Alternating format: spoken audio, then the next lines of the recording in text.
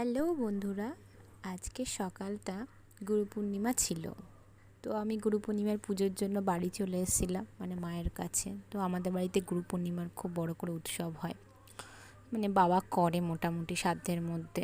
আগে হতো অনেক বড় করে। তো গুরুদেবের সিংহাসন, আমাদের গোপুসোনার সিংহাসন, সবাইকে বাবা ফুল মালা ঠালা পরিয়ে খুব সুন্দর করে সাজিয়ে দিয়েছে। আমি সকালবেলা পুজোটা দিয়ে নিয়েছিলাম, সকালের পুজোটা স্নান করে। আর মারা ওদিকে ভোগের আয়োজন করছিল।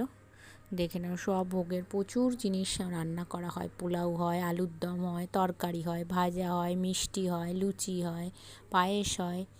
তো এগুলো পিসিও এসেছিলো, বৌদিরাও এসেছিলো। পরে সব দেখো ওখানে সব, আর চাটনি পায়েসটা করা হয়ে গেছে, তো সেটাই দেখালাম।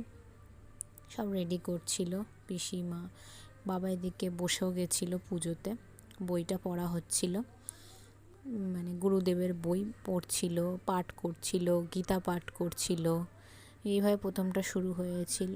তো বাবা এটা প্রত্যেক বছরই করে এবং কালী পুজোতেও করে। তো আমাদের এখানে দেখো আরতি হচ্ছে, বাবাই পুজোটা করে গুরুদেবের। তো এখানে সবাই মিলে আমরা আরতি দেখছিলাম। কীর্তনও হয়েছিল আমাদের বাড়িতে। তো বেশ খুব ভালোই, মানে সুন্দর কাটে গুরু পূর্ণিমাটা, খুব ভালো, বেশ মজা হয়, সবাই আসে।